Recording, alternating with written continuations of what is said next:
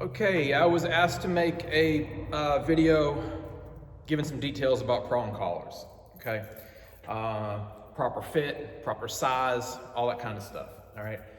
The size of the prong collar for your dog is gonna come a little bit down to preference, okay? Now, there are a lot of dog trainers out there, and I won't argue with them on it because there's all valuable points to it, but there are a lot of dog trainers out there that will use basically this 2.5 Herm-Sprenger prong collar, which is listed as a small, and they will use that on almost any size dog, say from 15, 20 pounds up to 100-pound dog. This is not a Herm-Sprenger, this is a Mueller, but this is basically your large size. This is a 3 millimeter size prong collar, okay? Now, most people would gravitate towards this for a larger breed, any dog that, let's say, is over 70 pounds, okay? Most people are gonna go to this size, okay? Either one is gonna work fine. Now, you're not gonna wanna use this big large on a smaller dog, definitely not. But you can get the same results out of a small on a larger dog. You will have to buy extra links to make it big enough to fit on a larger neck, okay? Now, why would you use one that is a little bit smaller design on a bigger dog? Well, you're gonna have more prongs going all the way around the neck, which means more points of contact around the neck. It has a little bit smoother and quicker action. So it's going to provide a little bit more correction for the dog that needs it. Now, here's the thing. When you use a smaller size prong on a larger, more powerful dog, it needs to be on a dog that actually needs it. Now, a lot of dogs don't. A lot of dogs are gonna be pretty sensitive and don't really need to have that smaller prong. So, a lot of people like the smaller prong because it's a little bit more, less inconspicuous than the bigger one, okay? I could really care less. I don't hide my training equipment on my dogs. All right, most of your Herm-Sprenger collars are all gonna have, they started this, I guess, I don't know, a decade or so ago. They put this, what's called a trachea plate in here, and it makes the prongs go in opposite directions, okay? So it goes onto the dog's neck and connects on the front, and that is designed to be safer for the trachea area.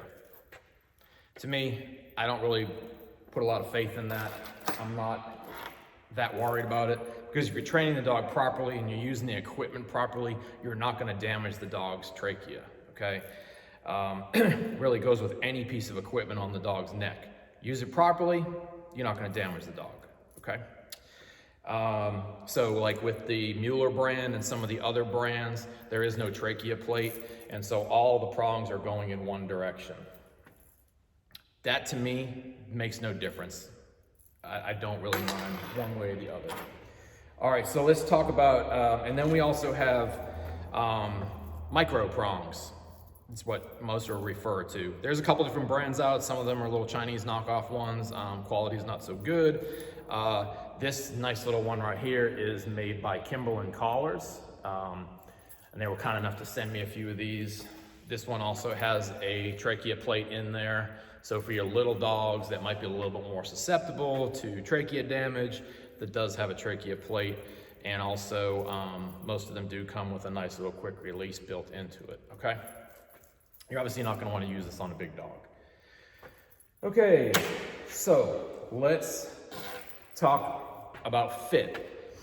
So we talked about the sizing and how to choose the right size for your dog. This doesn't go over the dog's head like a slip chain would do, okay? So you have to take it apart. I know this is kind of condescending to a lot of you, but a lot of people don't know. And what they do is they buy a prong collar and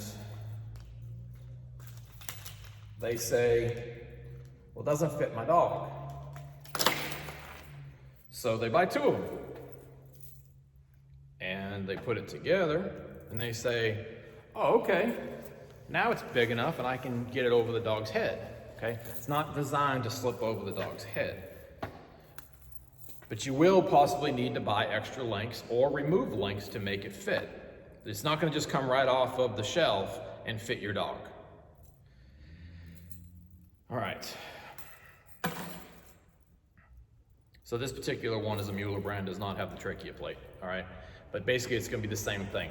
I don't really care for quick releases. I don't really like dealing with quick releases. There's all kinds of aftermarket things you can put on here to make these things easier to take apart and everything like that if you have arthritic hands and it's hard for you to deal with. I prefer for my clients to learn how to pop this thing out and put it back in. It's not that hard to do, okay? You sit here and you practice doing this without having a look. You don't practice on the dog with the dog flailing about and resisting. You just sit here and practice doing this. You know, it's like learning how to put a necklace on. For someone trying to put a clasp on a necklace on the back of their neck, you know, for me, I don't wear any jewelry. So for me, I'm gonna be sitting here and I'm gonna be struggling, trying to line up my fingers and get that thing together. Well, you're gonna do the same thing on the dog. So just practice doing that without the dog, and then it becomes second nature, okay? All right, so I wanna put this on the dog. See that right there? Basically, I'm gonna put my thumb on this plate right here, this part. I'm gonna push down, and then you just pinch and pull. And to put it back in, I'm gonna squeeze and put them into these two horns. Squeeze and pop them in, okay? Make sure it's seated properly. Come around here. Okay, you always wanna make sure that it is seated properly. This is why it's good to practice without the dog. If you're doing it on a long-haired dog and you don't see what you're doing, you don't want to seat it in here like this, and then you're walking around and it's not hooked on and it's going to come undone. You don't want to set it up where it's like that. That's also going to come undone. It's also not going to properly work the action. Make sure that both points go into these little horns. So pinch, put it through, and you're good. Put your thumb here. Push forward with your thumb, drive this out, pinch, and pull. Pretty simple. All right, so I'm gonna go try to put this on the dog. I've got it taken apart. First thing before I go to put it on the dog, I wanna make sure I'm gonna hang it down like this, and I wanna make sure that it's not twisted up. If I have this thing twisted, then it's not gonna work properly, all right? So I wanna make sure nothing is twisted. And then I'm gonna place it on the dog's neck and put it around. Now, this is too tight. I can't make this fit, okay? Be way too uncomfortable for the dog. So that means I have to add in a couple of links, which I happen to have right here. So I'm gonna take 2 links off of this, and I'm just gonna add, I'm just gonna add 2 links into the middle of this collar, all right? So I've just made it a little bit longer, make sure we're straight, we're not twisted.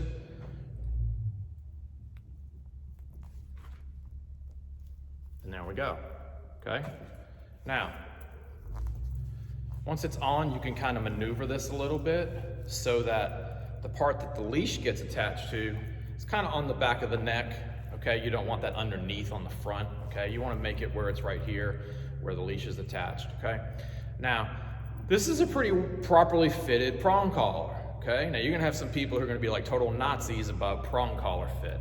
I'm not gonna be that critical about it, all right? But if you can see, there are 2 rings here. Now, most collars, this is the way it is. This is a solid circle ring, has no swivel in it. That's your dead ring. This one has a built-in swivel. That way, even if your leash doesn't have a swivel, which they almost all do, it's not gonna get all twisted up, okay? This is where the leash gets attached. Pressure on, pressure off, pressure on, pressure off. You don't have to give, like, you don't have to put a lot of physicality into correcting your dog. Most of the times when dogs have this put on them, they're going to self-correct.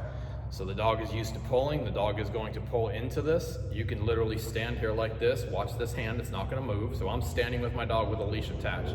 Dog goes to go forward, pressure on, the dog says that doesn't feel good, and they release the pressure. Pressure on, pressure off, okay? Now if I want to go this way, I put pressure on, and the dog learns if I go, I turn the pressure off.